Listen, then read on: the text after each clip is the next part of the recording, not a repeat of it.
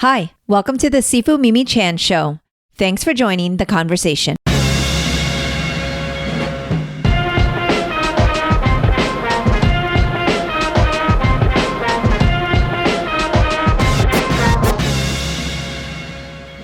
In this episode, I have a fun conversation with the charismatic Jason Tobin.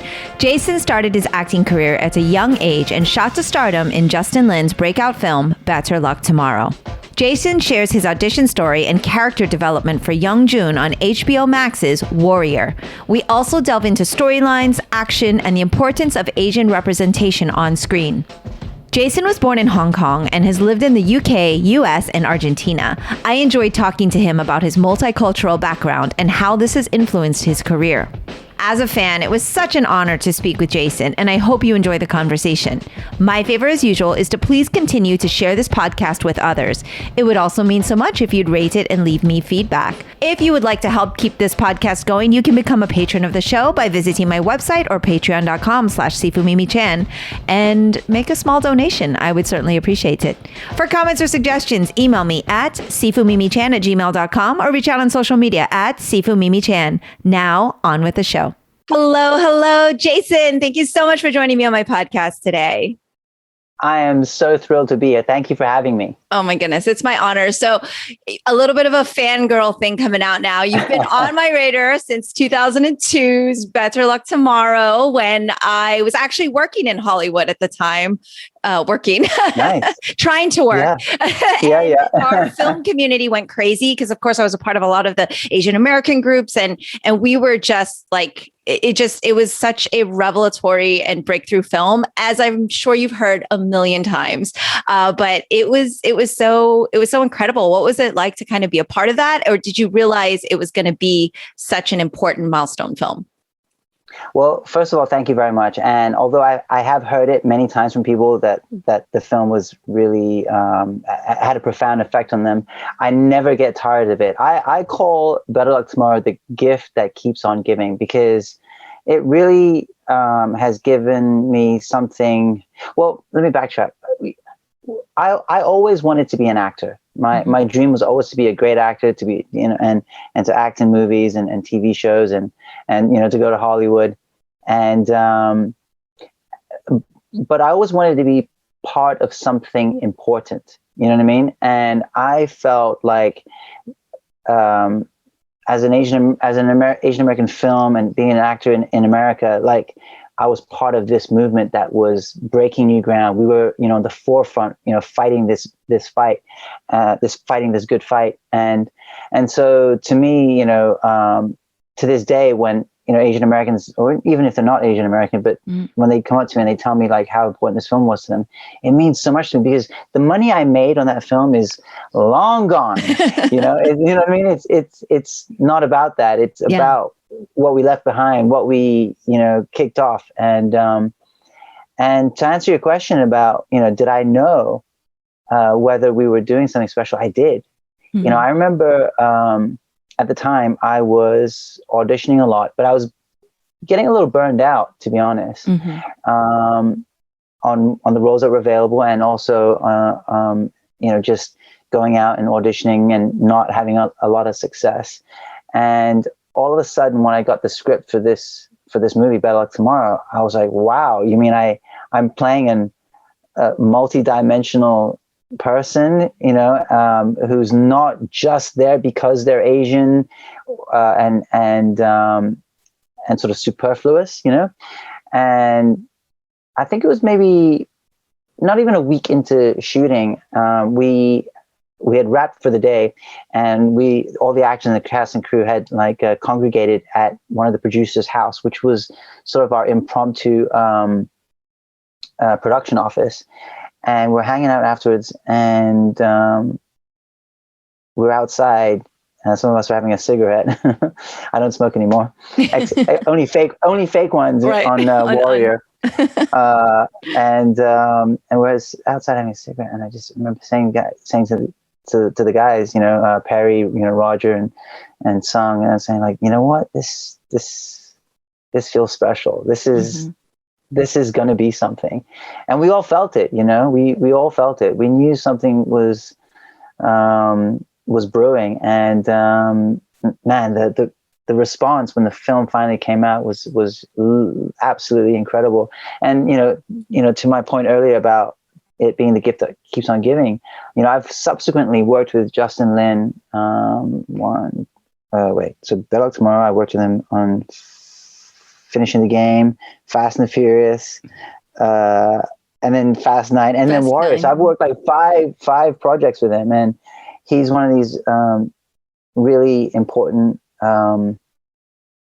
collaborations in my life. I heard a phrase before, that phrase, compounding interest. Someone had used this phrase, compounding relationship, and that's what, I had worked with him, and before Warrior, I hadn't spoken to Justin in years. Right. And then all of a sudden I get a call, out of the blue, and, saying, "Hey, could you audition for this project?" I'm like, "Yes, of course." And now our relationship has spanned 20 years. Right. Isn't that crazy? Yeah, it's crazy. But I mean, clearly it's like you're awesome to work with, because that's what you find in the industry. It's like you want to keep working with people that have the good work ethic and everything. But yeah, it's like you build this relationship. And even if you don't speak for a long time, going through a project like Better Luck Tomorrow, I can imagine creates some sort of bond, and in the same fast forward to your work on Warrior. But I'm really interested as well, because I read, of course, that you were, born and raised in Hong Kong, spent some time in the UK, and you didn't realize acting was going to be could be a profession, even though it's something you wanted to do. And then you made the leap to move to LA. I just find that to be so daunting, because it's just a completely different place, but also there is a Hong Kong film market. So I was curious why you kind of made that choice. So yeah, my dad's English, he's British, and my mother is Chinese from Hong Kong. And I was living in Hong Kong at the time. And when I was like 18, I was applying for, universities, and all my friends were, going to go off to, Australia, UK, America, Canada to study. And everyone for the most part were off to go do, pretty traditional subjects, and so I had applied because just following my friends of what other people were doing. I was like, all right, well, I guess I'm gonna apply for law school, which is a total joke, because I would never have cut it in law school for 5 minutes, but that's what I applied for. And I didn't actually know at the time, this is how naive I was, that you could be an actor. I didn't understand yet. I wasn't an adult yet. I didn't understand that one could pursue such a career. I had no idea how one became an actor. Yeah. And so, but I had done some acting in school and in plays. I'd gotten the acting bug from a very early age. I went to boarding school in England when I was 9. I was extremely homesick. I'm this young little Asian boy who had he lived in a t-shirt and shorts and flip-flops my whole life up to that point. And when I got to the UK at 9, I was freezing, bundled up, not used to that. I was extremely homesick because, obviously my parents were abroad. And in the first week of boarding school, we had a drama class, and I instantly fell in love with drama. And it was then that even if I couldn't verbalize it, I knew that it was just something I wanted to do. I enjoyed it so much. And it gave me a voice to kind of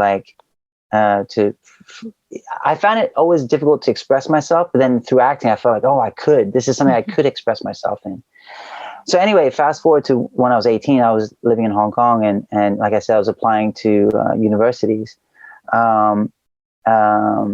I actually had done very poorly in my exams to get into university. So I didn't get into any of the schools that I wanted to go to. Because my final year of high school, I got a girlfriend. And it was weird because I'd done pretty well up until that last year. And then I totally flunked my last year, and she got straight A's. So I was like, how did you study? We were together the whole time.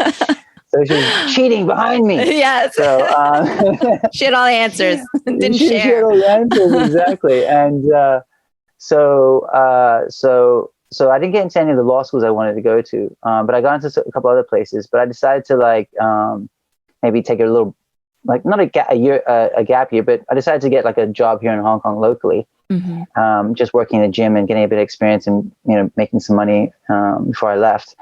And one day my dad walked in and he showed me this little ad in a, like one of those, I don't know what you call it in the States, but just a tiny little classified ad. And it was like, acting class in Hong Kong. And it was taught by this American gentleman. His name was Louis Roth. And he was this New York American guy who had moved to Hong Kong and had been working in all these Hong Kong movies.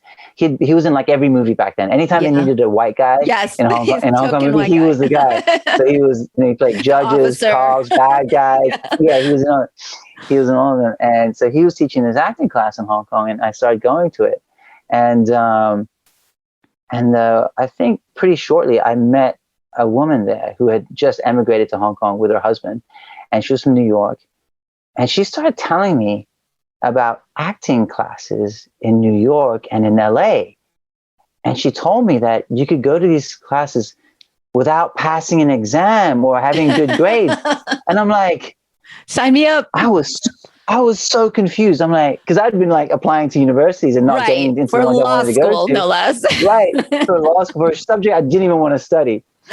And here was someone telling me that I could go and study my passion and no one would like give me like I could just walk in there, like I couldn't fail. I'm like, I was just blown away. And just shows how naive you are when you're 18. And it was probably because of that I just packed my bag and went to LA, just because I thought that's Hollywood, that's where I'll go. So there was never a real consideration of like, I could have gone to the UK and studied acting in a university, I guess, a drama school, or I could have stayed in Hong Kong and pursued a career here. But at the time it was like, that's where Hollywood is. I see. So that's where I'm going to go, and little did I know how long of a road it would be after that. But I think it's one of those things where, sometimes it's better not to know, you just kind of just dive in. And I've always sort of maintained that philosophy as an actor and as a performer. Just say yes, dive in and do it. So that's how I ended up in LA. Well, it's worked well for you thus far, so I would say keep that up. Thank you. Thank you. I love the image that you just shared of the little kid in Hong Kong with the flip-flops, because having spent some time there, I worked there for like a month and, really was fortunate to kind of be absorbed in the culture. I have family there, and it is so true because like you just see these kids walking around in their flip-flops and it's just such a Hong Kong thing. Right. And then for you, when did you come back from boarding school back to Hong Kong? So I went to boarding school from 9 to 13. Okay. And so those were pretty important years for me. It was 4 years that at first were really tough. I was homesick a lot, and but after 4 years, you get used to it, and I started to really enjoy it, and I had my friends there, and we we did a lot of stuff together. And it kind of gave me this, that independence, so that when I turned 18 and I was, going to go to America, it was the fear. There wasn't a fear of going. You know what I mean? Like I'd already lived away from home. Exactly. And so that definitely. That definitely helped. And also it was weird because, boarding school was so formative for me because, like I said, that's when I fell in love with drama. And I remember like, I was, I can't remember, maybe I was like 10 or 11 or something. And there was a school play, we were putting on a school play.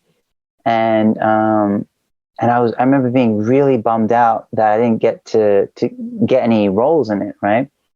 And I remember, it was a British farce. I forget the name of the farce, but it was a British comedy, British farce, classic. And I didn't get a role, and I was pretty bummed out. And then one of the other students, one of my, the other pupils,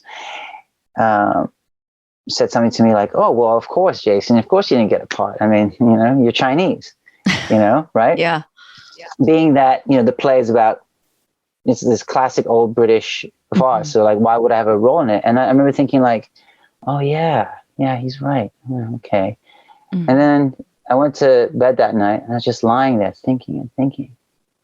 And I was like, but we're fucking 10 years old.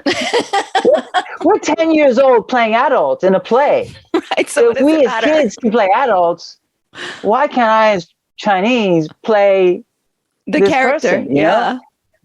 Like it was just like, anyway. And to me, this was like a really formative thing, because this has then become like a theme of my life as an actor, course. right? What I can and can't play. And, I'm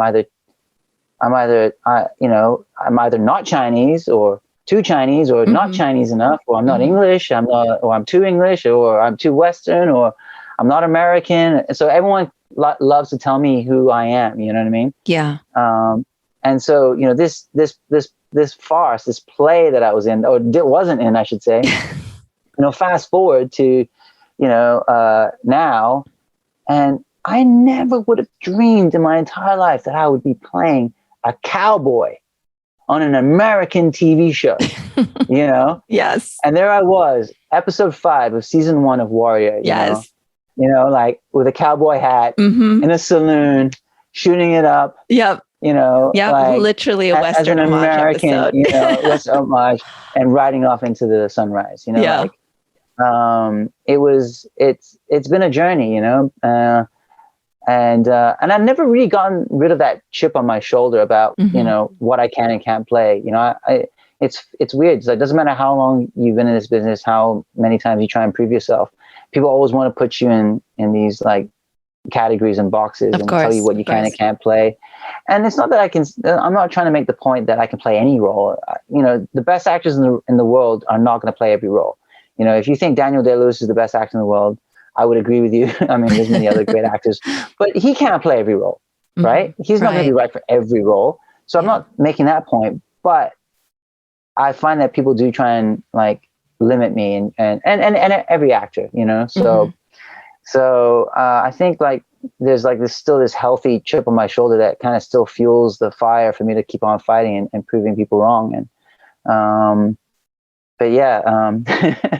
boarding school, the trauma is still there. I'm still like, come on. It's such a, because like here in the US, some people go to boarding school, but it's very common actually in Hong Kong. I know a lot of people go off to boarding school, and it's just to send your kids off when they're so young seems kind of foreign here, but it's kind of funny because even though I'm American, my dad was like, oh, we should send, Mimi to China to train for a few years. And I was like 9 or 10. And my mom's like, what? No way. We're not sending her to China, But in his mind, I think it's the same thing that we're culturally, it's more accepted. Like they're going to go off and learn, but it's clearly served you well because like you said, you weren't afraid to leave at 18. It makes complete sense. And you've been able to take those experiences and really learn from them. And I think that's what's really key and resonates with me here is that you're constantly learning and evolving, but you keep those lessons very close to your heart. And I think that's probably, obviously led to a lot of the success you have. But I just love the imagery that you painted there. And I'm sure there's some trauma with boarding school because it's not this Harry Potter picture where you're just in this like wizardly land. Yeah. Definitely. Yeah. I mean, I definitely got picked on, I was the only Chinese kid in that school. And so, I mean, I definitely got picked on, got bullied, but I learned a lot from it. One thing that I always like, I kind of fostered this mentality and this spirit of like, you can beat me up, you can hold me down, you can pin me down, you can put me in a headlock, but I will not give up. I will not give up, and so, that's the way I had to survive. And then eventually you win people over, and before you know it, it was totally fine. You know what I mean? Yeah. But you definitely, there was definitely a period of time where, definitely got, I mean, the kids are awful. Kids are amazing, but they can be terrible and awful. Of course. But exactly. clearly, like you said, fast forward today, it's like we're still fighting a lot of those battles, right? So fast forward to Hollywood of today. Of course, we talk about Better Luck Tomorrow. I actually did a presentation to Lockheed, which is this big company here. It's an engineering government thing. And it was about Asian heritage, or Asian American Pacific Islander Heritage Month. And I went through and they wanted to know about Asians in popular media. And honestly, Better Luck Tomorrow was one of my slides. And I was like, poll, how many people have seen this? You need to go watch this. And because to me, it was such a breakthrough. I think it was still early in terms of the rest of Hollywood catching up, like what we call the Black Panther effect or the Crazy Rich Asians effect. That's kind of finally like really, wedging. And then of course with Warrior, right? I mean, Warrior is so fascinating because it doesn't just show one facet of a quote unquote Asian character. You're just getting the whole gamut, the good, the bad, the everything. And I think that's what's really special about it. And I think what's important here is, of course, representation. And, we look at this last year that the pandemic has literally affected the world and how there's been so many negative effects, especially with Asians. And I just curious, first of all, are you and your family, everybody safe? Everyone's well? Like how has been the year for you? Yeah. So thankfully, my family is all well and safe. And, so, touch wood, thank whatever it is you believe in. We're so grateful and for all that. It's been really distressing though. I mean, it's strange because like, I remember I was filming season 2 of Warrior and, I'm a kid from Hong Kong. I had a dream to become an actor and I was in Cape Town in this magnificent apartment that HBO and Cinemax had rented for me. And my 3 beautiful daughters are playing and my wife's there and we have friends over and I'm shooting this amazing TV show with an incredible cast, amazing scripts, amazing choreography. I've got a fantastic role. And I turned to my wife and I said, I have achieved all my dreams.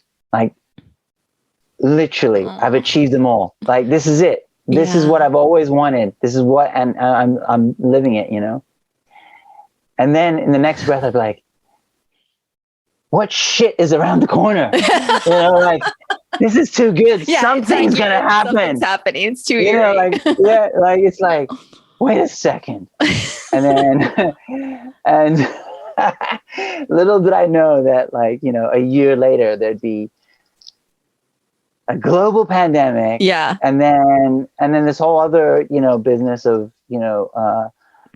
Asians being scapegoated across the world. And it's not just America. Of course. It's all over the place, Yeah. And it's been truly, troubling. And I mean, I've done so much soul searching in this time, but I would say that the one thing that Warrior has really provided is some kind of creative release. Even though we shot it before all this happened, everything we talked about that was in those stories speaks volumes about what is happening today. Yeah. I mean, literally Chinese people, Asians back then, they were scapegoated and treated like crap and murdered and had deprived of their liberty and their dignity and were accused of spreading diseases, and that rhetoric hasn't changed, right? And so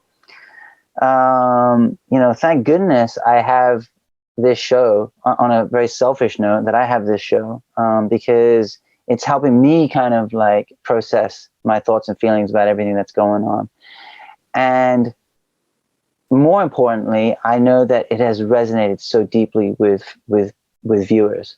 And in the time, and during this time, I don't feel like I have the words, or I'm not eloquent enough to speak about a lot of these things, but at least our work does, and that's why, going back to what we said about earlier, I feel like I can express myself better through my acting than I can with what I say, and so, I'm just so grateful for the opportunity. And in a weird way, because of what happened, Mm-hmm. That's part of the reason, part of the chemistry, why we came back again for season 3. Yes. Yeah, I was going to ask you about that. I mean, right. Yeah, I was going to say, obviously it was deserving for Warrior 3 to be, absolutely. I mean, fans wanted it. It was amazing. I think there was just that weird dynamic of studio stuff, right? And clearly it needed to come back, but then we see all of this and the fans take to the social and the pressure that is sometimes needed to knock down the doors of these studios saying, look, if all you care about is the dollar or the whatever, like, look what's happening. And then look at the optics of this. Like, this is a show that does so much positive for so many people. So I was going to ask if you felt like, you know, the rise of all of this really actually helped push that over the edge. Absolutely. It's hard to know what necessarily was what pushed it off, but it was a confluence of things, you know. Absolutely, fans speaking up and you know, creating what do you call it, change.org petitions and memes and writing campaigns and ads, and that absolutely made a difference. And also behind the scenes too, like, you know, our producers and writers and Shannon and Justin and Jonathan and Brad and all these people did not stop pushing for it. Yeah. I think this is the one thing that fans don't know, is that behind the scenes, it was never dead. It was someone was always pushing.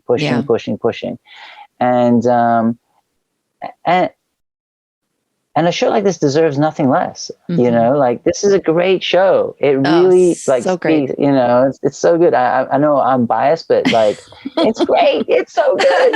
And I personally, I'm going to admit, I was really, for lack of a better description, I was pretty butthurt when it looked like it wasn't going to go through. I was like, what do you mean? Yeah. We all just worked our asses off. Everyone on that show worked their asses off, you know, and we all left everything on the field. You know, no one held back. Everyone gave it their all. Yeah. And, you know, when they were like, oh, it's not going to go through, I'm like, what do you mean? It's shocking. It was shocking because during season 2, before we knew, you know, about the, you know, for listeners that don't know what's going on, basically there was this corporate reshuffling, right? And AT&T took over Time Warner, and anyway, there was basically a reshuffling of Cinemax and HBO, and it looked like Cinemax was on the chopping block, and so was all of its shows, and that meant us. But prior to that, before the merger had happened, it looked like we were almost like guaranteed, you know, 6 seasons. It was so game on, you know, and anyone you talk to was like, oh yeah, we're going. It wasn't until the last minute that people were like, oh, Cinemax is no longer, and that's not going to happen. So anyway, I think like we righted it wrong, and HBO Max, you know, they saw the writing on the wall, and they figured it out, and then they looked at all the Asian hate stuff and the climate, and they're like, oh no, this is the right thing to do. It's the right thing to do. And this is the right thing to do. And also a solid show. It's not just, there's a bunch of Asians in this show, we don't want to look bad. I mean, it's a freaking awesome show. And from acting to writing to action. And of course, you know, I'm really entrenched in the action, and that's why Brett and I had such a great conversation, and being a lifelong martial artist. So it's so exciting that it is coming back. But what you kind of mentioned earlier with the history and how important, like, the lessons and just getting those facets of the historical fiction, like, even though it's fiction, there's historical timelines and things in there that we do need to learn about. And actually, if you're in Florida, I'm literally currently helping write a bill with Congress to include Asian American history in our studies here in the education, because it is lacking, right? And because of this, we are repeating the historical, you know, things in history we shouldn't be repeating, right? Because we didn't learn from the first time. So I feel like these things are so important, and shows like this are a huge influence in society, you know? So absolutely. 100%. But I want to talk about Young June, because like I said earlier, listeners know I had Perry on actually right before the Atlanta shooting. So it was really interesting because we talked a lot about activism as well. And then 2 weeks later, a week later. It was kind of crazy, but he is just the sweetest. And I loved having this conversation with him, but it's awesome because now I've had Father June and now Young June on the show. And you just do a remarkable job of bringing him to life and not just showing the comedic side, but the complexities of the character. And, how do you relate to him personally as a character? And like, it's just so clear. You like nailed it. Like you just have him down so well. So I'm just, and it was from like right out of the gate. It wasn't like you watch a show and you're like, oh, he's really coming into the character now. Like I turned to my husband, I'm like, Jason's nailing this right away. I'm like, this guy's like on it. So it's really cool to see. Thank you. Thank you so much. I really appreciate your kind words. It's interesting that you say that I nailed it right away because I actually auditioned for Assam first. Yes. Right. Because basically every actor, if you're Asian, like they all, you get auditioned for that one first. Right. And I remember auditioning for Assam and thinking like, yeah, it'd be cool to play Assam, but I kind of felt like it wasn't right for him, or that there would definitely be someone more, right for that role. And of course, Andrew is brilliant as Assam. Yes. But after that audition, I had this feeling like, you know what? I bet you that there's gonna be another role in this show that I'd be right for. And then of course I didn't hear from them at all. I didn't hear back from them at all.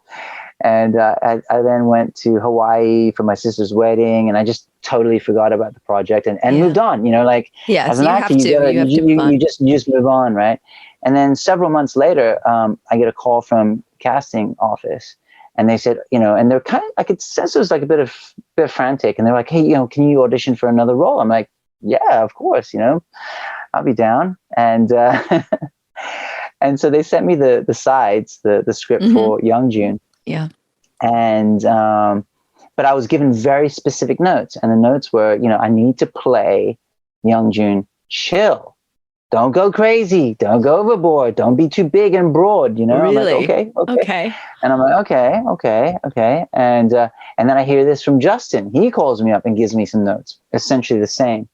And then Jonathan Chopper, the showrunner, he called me up and gave me the same notes. So I could tell they were like, the fact that they took the time to call me, meant that they were, they were interested already. Yes, every showrunner calling you.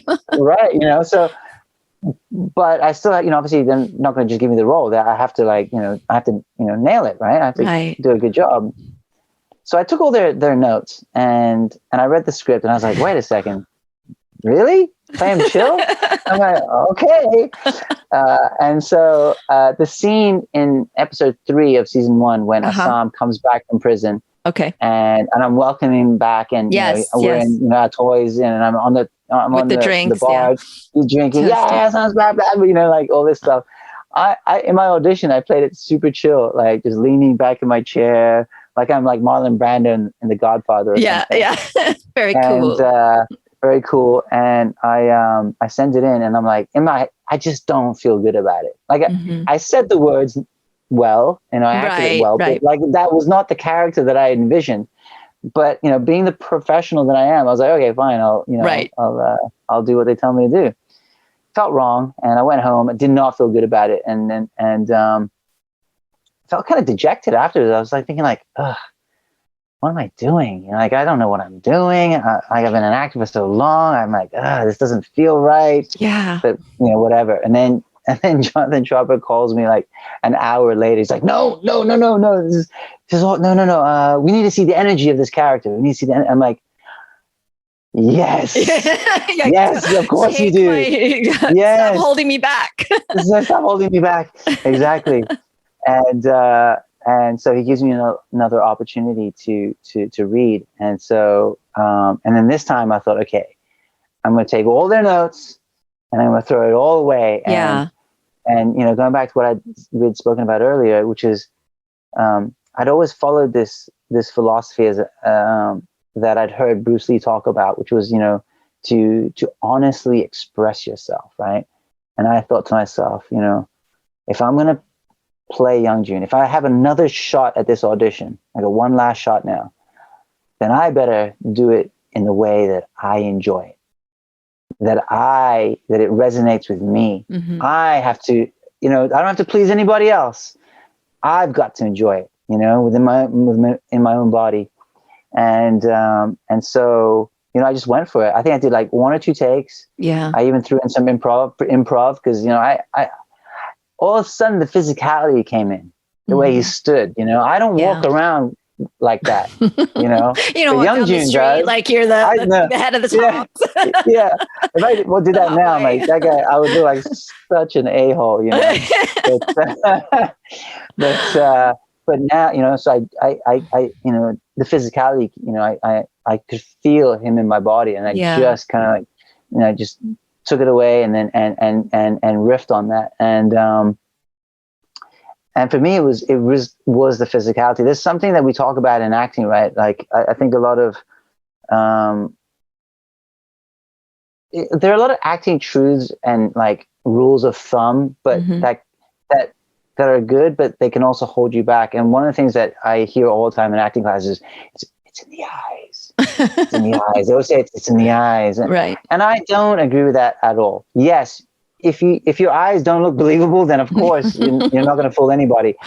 But you need to be in character from the top of your head to the tips of your toes. That's why I love to watch actors walk. Like in TV and film, sometimes we don't even get to see characters walk, because I want to see how they walk. How do they physicalize this person? And for me, Young June, because I was only given like the first script or 2 and just the sides, I don't know the rest of the script. I don't know the rest of the season, but I instinctually knew that, like, okay, where this physicality for this character was. And so anyway, I realized that, because right after I sent that audition in, I booked the job within like a couple of hours.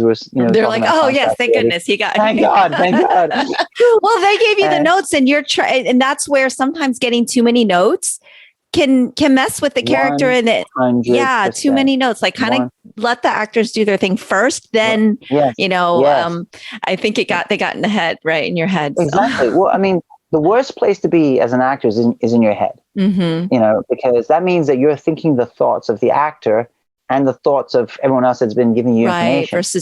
But actually, when you're in the scene, in the moment, you should be thinking only what your character is thinking about. Right. That's it. Right. I mean, maybe hitting your mark or something, but like basically you should be only thinking about the thoughts of your character.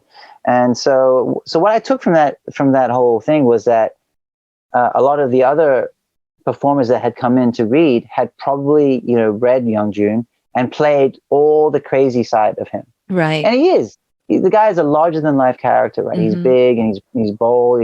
He's the life of the party. He's and we know people like that in real life, right? We know people that are larger than life. And so I guess many of the other actors had come in and brought the crazy side of him, but they didn't ground him. And so that was where the challenge was, like to really like let loose with complete abandonment and being fearless, but also then in the moments where you have to like be still and vulnerable and just there in that moment, then, that's what this role offers. This is the kind of opportunity this character offers. And for me, that was it's just an incredible role. I get to do everything as Young June. Like you said, comedy, psychopathy, sociopathy, to being the brother in arms,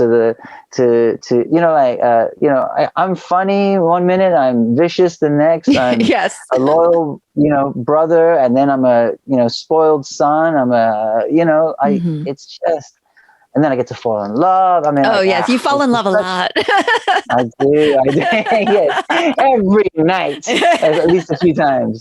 Right.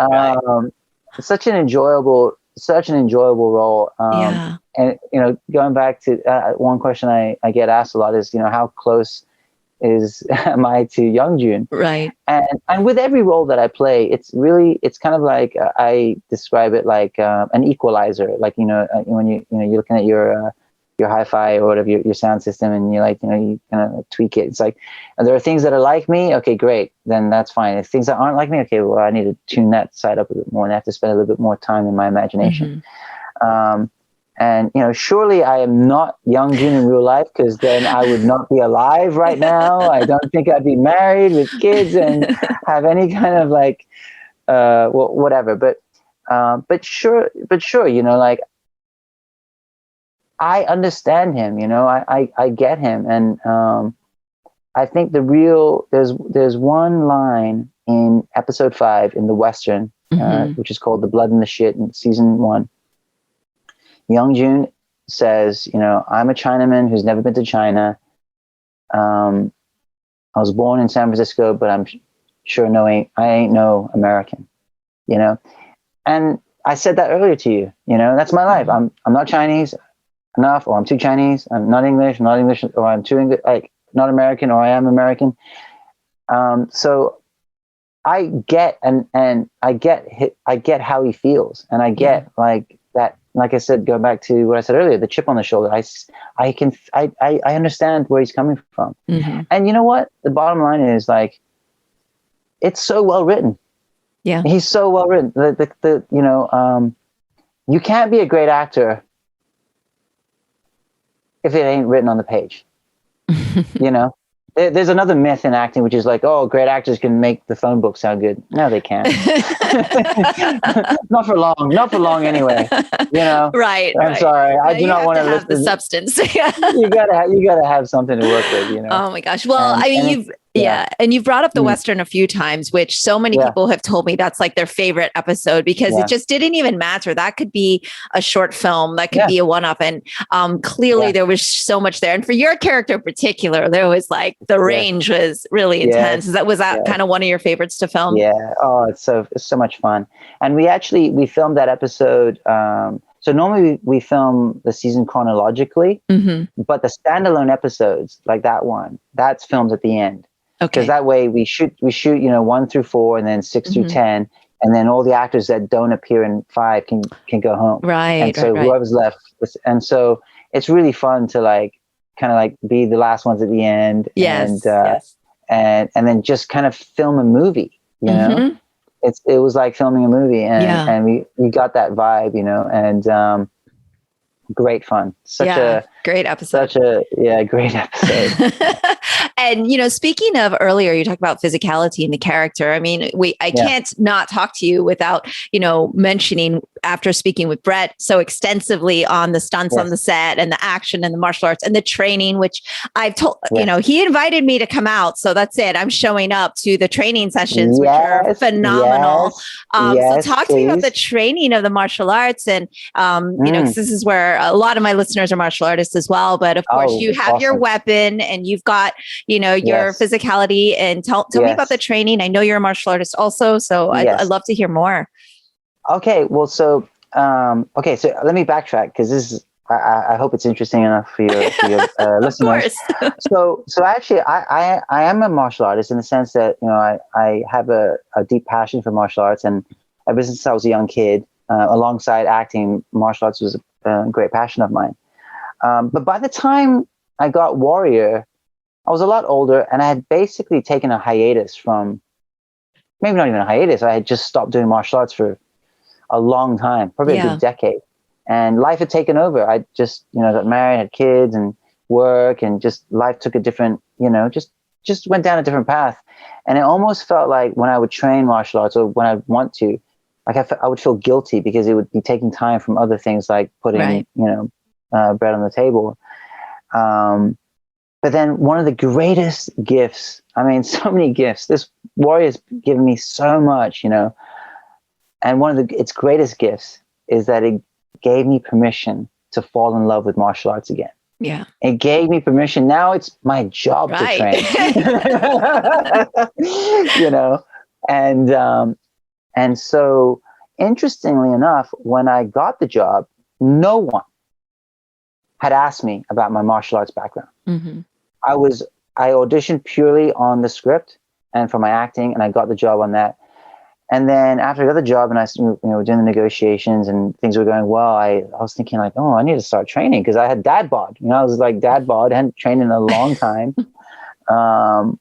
And I gave JT, Jonathan Chopper, a call, and I said, hey, what's the deal? Like, I feel like I want to train for this. This is a Bruce Lee, There's this is going to be Bruce Lee's some legacy. action. Yeah, action. I better like start training. And like, well, what's the story about training? He says, oh, you can train with a stunt team as much as you want or as little as you want. I was like, huh.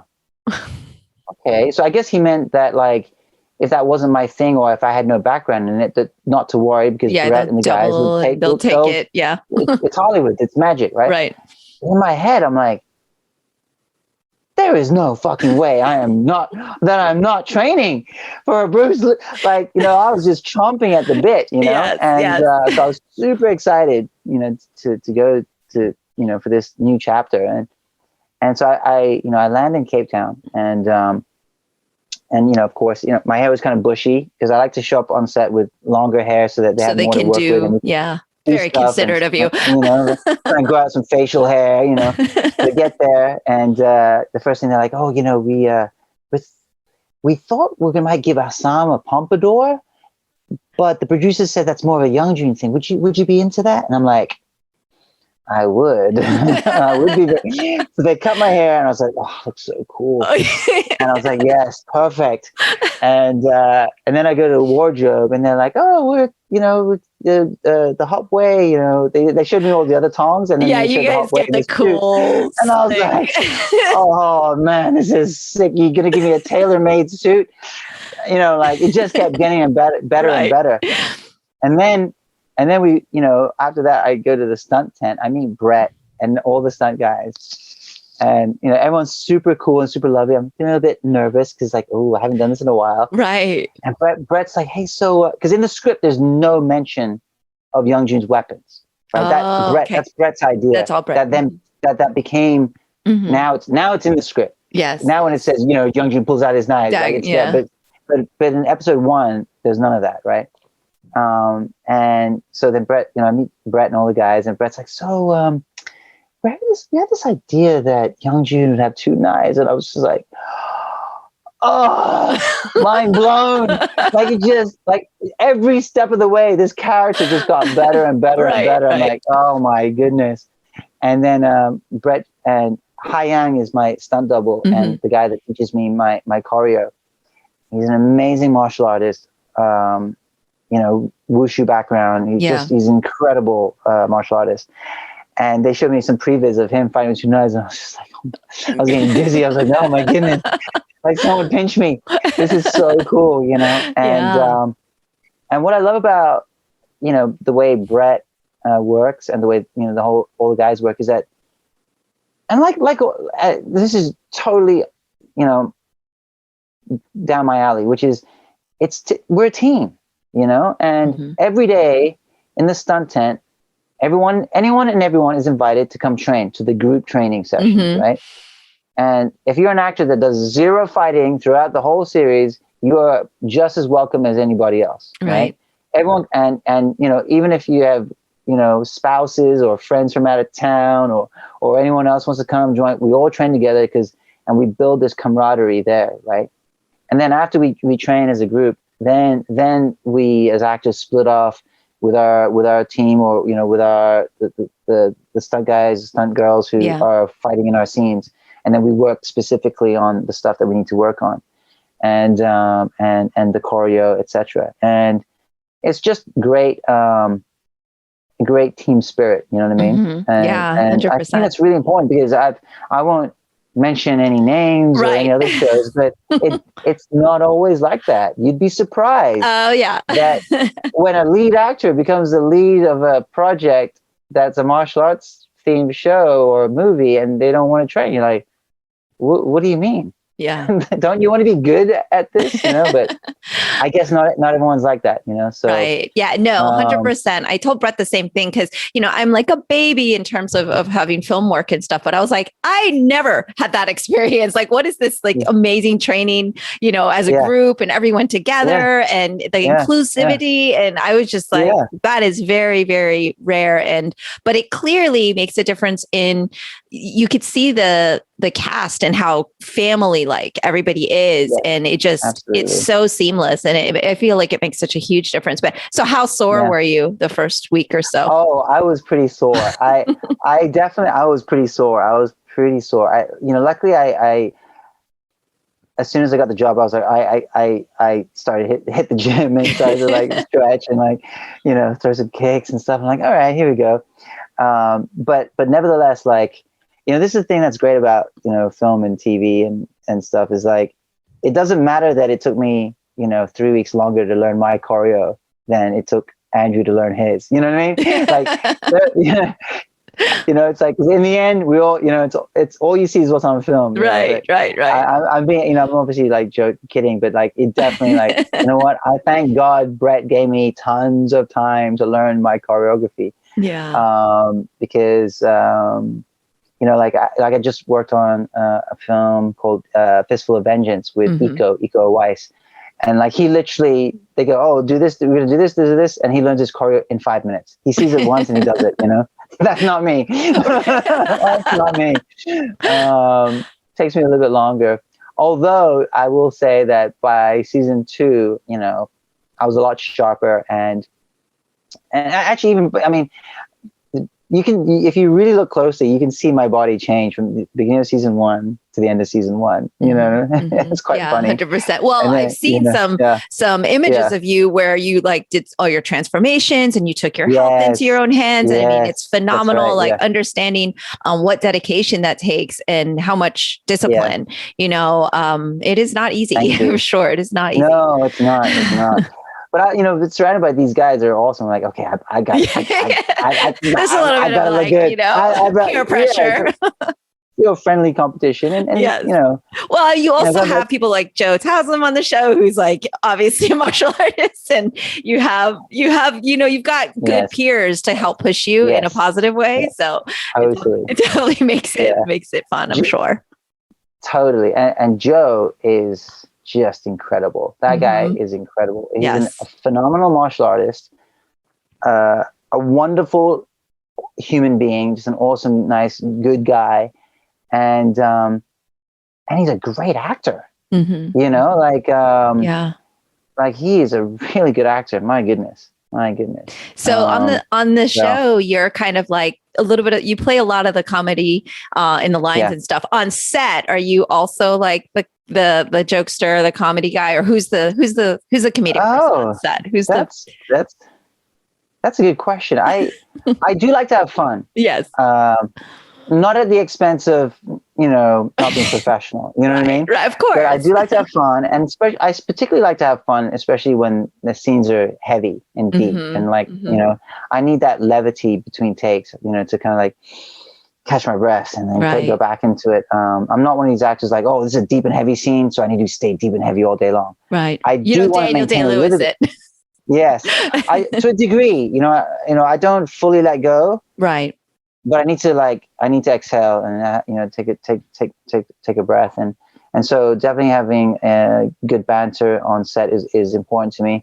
But I get along with everybody. Our cast gets along so well. So Andrew and I, definitely between takes, we like to have a few laughs and stuff, and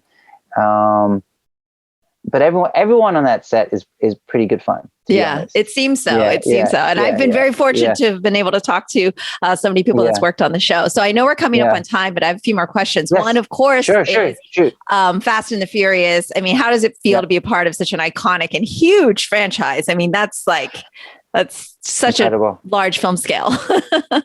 So I was lucky enough to be in Tokyo Drift back when, 15 years ago. It was a Justin Lin project. Believe that was 15 years ago, by the way. I know. I was like, wasn't that just like 4 years ago? I know. I'm 5 Fast and Furiouses behind. And I guess this is one of the reasons why Justin and I hadn't talked in years, because like he was just so busy making all these films. Yeah. And I really, I have my character Earl in the Fast franchise he's this endearing character, but I never thought after Tokyo Drift that I would be back in the franchise. I just didn't think he was like a recurring. I just didn't think it was going to happen. It just didn't seem, like something that would happen. And so, fast forward to to the end of Warrior season 2, and Justin called me up, congratulated me on season 2 and stuff, and then he just quickly wrote, "Oh, and by the way, I'm working hard to get you into F9." I'm like, huh? Okay, all right, okay. And thankfully, I got to spend a week in London shooting at Leavesden Studios with the whole crew, cast and crew, and I'm sitting there and we're filming the final scene of the movie where all the action, the plot is done, and now the family sits around the table having a barbecue and in the backyard, and I'm sitting there and I'm looking at Vin Diesel, and I look at Michelle Rodriguez, I look at Sun Kang, Jordana Brewster, Tyrese, Lucas Black, Shad, Natalie Emmanuel, and I'm just going around the table looking at everyone, and I'm thinking, how the fuck did I get here? Like just one of those moments where like my life, man, surreal. It's surreal, totally surreal. And it was such a pleasure to, obviously with COVID, it got pushed a year, and then it came out finally this year. And, we've all had such a tough year, and this pandemic has hit everyone in the world so hard. And to just, I'm not saying this is like some big, huge thing, but for me, and to see other people just in a cinema, enjoying a movie, just having fun, letting go, and it was such a pleasure. It was the first movie I saw, like, when everything was back open. So, and to be part of it was incredible. And in many ways, like I almost enjoyed it more than I enjoyed Tokyo Drift, because I could appreciate what I have now. You know what I mean?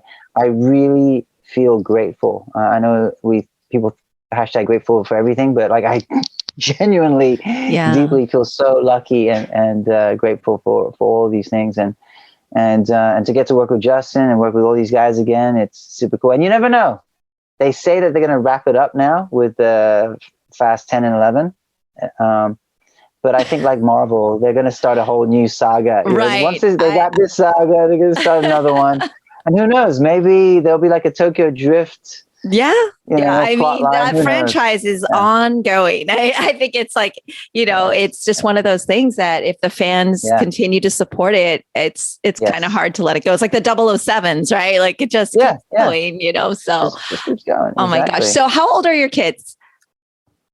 So I have, my eldest is 7. Okay. Her name's Charlie, my eldest daughter. And I have 2 other daughters. They're twins. Oh. And they're 5 years old. 5 years old. Yeah.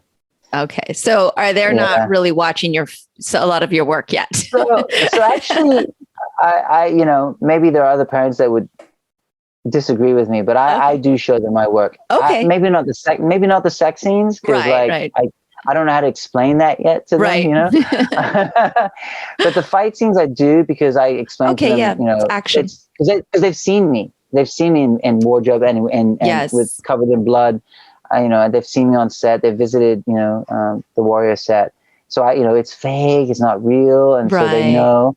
And they don't often want to watch it, but once in a while, one of my kids will ask me about it, or if they see me or whatever, then they'll ask. So I don't hide it from them. Right.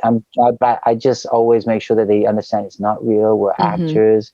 That's if I'm trying to kill someone. They know everybody, right? They know everybody, and they go, "That's Uncle so-and-so. That's Auntie so-and-so."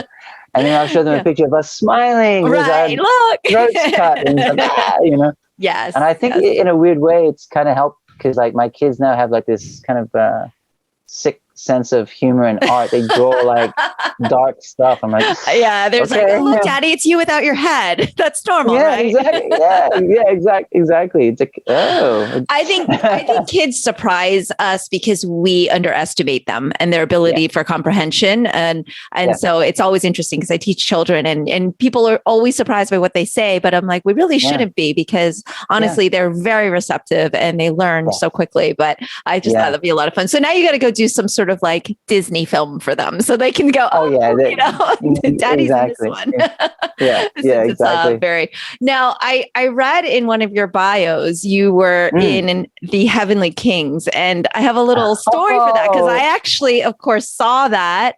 That was the year I was filming a TV show in Hong Kong, and I was made to watch it because I was going to interview Daniel Wu, and that was his directorial debut. And Daniel and I have like a little backstory because he did Wushu in SoCal, and we have some mutual friends and things like that. And so I finally got to talk to him about it. But I really enjoyed that film, and when I saw that your name was in the credits, I was like, wait, I need to go back and see it. I haven't had a chance, but that was kind of cool that you're in that, and not many people in the States probably have heard of it.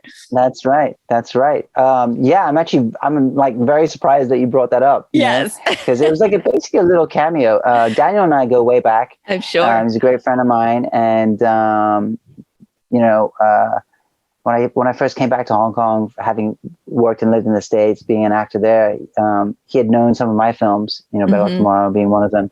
And so when we got here, we talked, and I knew of his films. And so we became fast friends. And when it came to his directorial debut, he asked me to be in it. I'm like, of course. And I had a great time. It was a pretty funny scene. Yes. And but you're the first person I've ever been interviewed by who's brought that movie up. So that's cool. That's cool. So happy. Sometimes I forget. Yeah.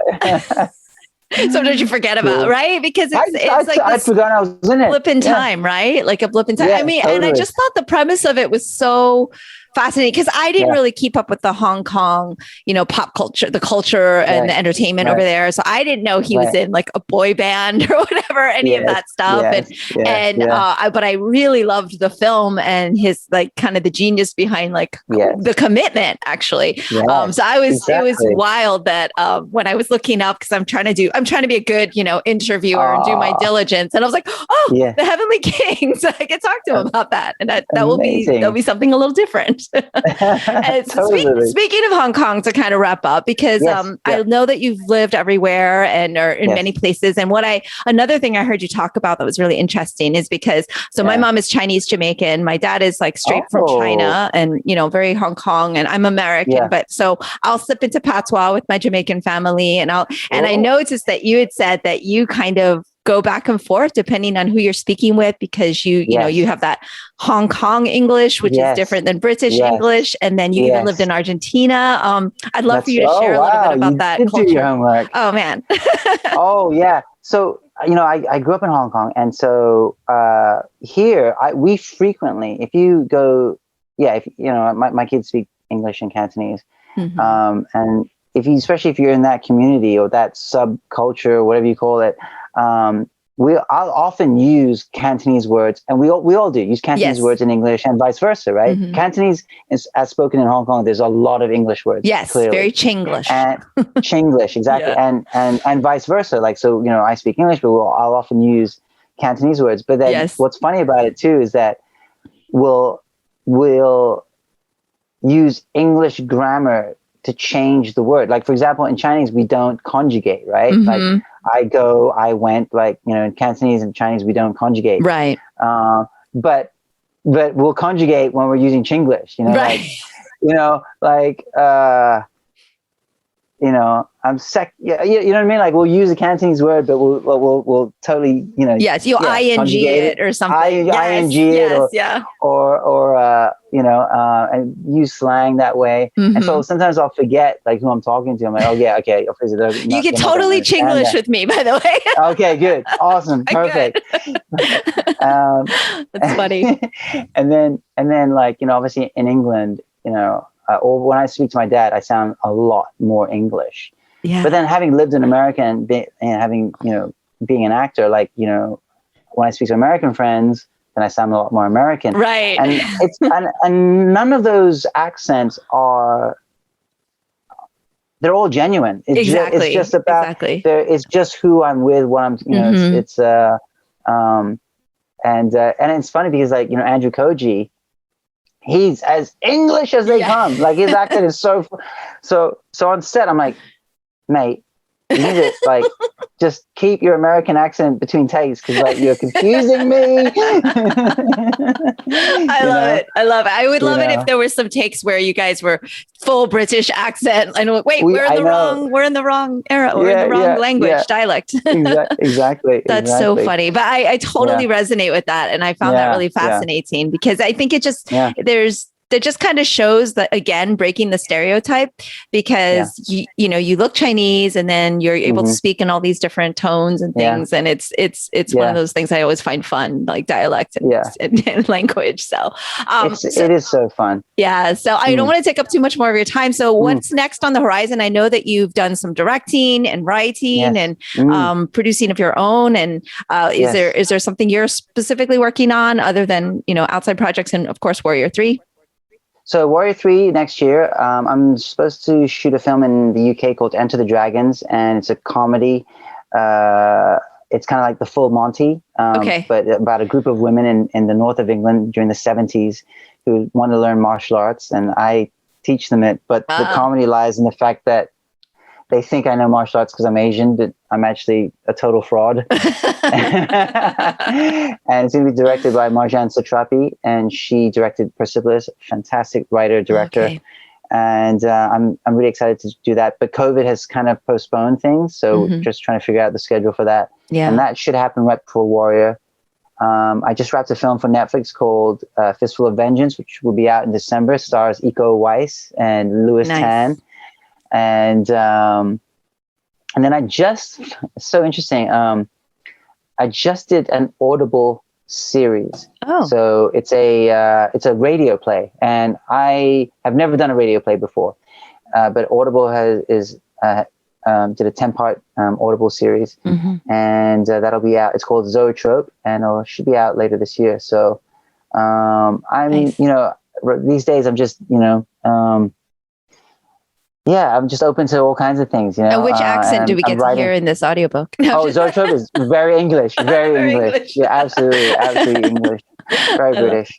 And then writing-wise, I wrote a script that Andrew Koji and I are both keen to do, and we're just trying to figure out when, and how that might happen. So excellent. Can't say too much yet because it's still fairly early. The script's just at the first draft, so we'll see. Awesome. But, he's one of those guys that he's a brother in arms for me. Yeah, 100%. And that shows on screen as well. And anything I've seen behind the scenes stuff, it's clear you all are a family unit. So this was such a pleasure, and hopefully you'll come back and talk to me again as we anytime projects, and we'll dive into other subjects and everything like that. But and you'll visit us for I'm there. Right? Brett thinks I told him, I said, you made the biggest mistake by inviting me because I am the person that shows up. And I'm like, I could teach a kung fu class. That's cool. And I take first dibs. You're going to be Hop Wei, okay? Got it. Oh yeah, I want the cool. Okay.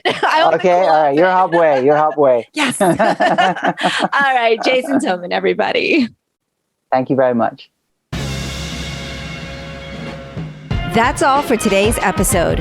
Thanks for listening to the Sifu Mimi Chan Show. Please subscribe and rate my podcast on your platform of choice and leave a review. You can become a patron of the show at patreon.com/SifuMimiChan to help keep this podcast going. Follow me and interact on social media at Sifu Mimi Chan on Instagram, Twitter, or Facebook.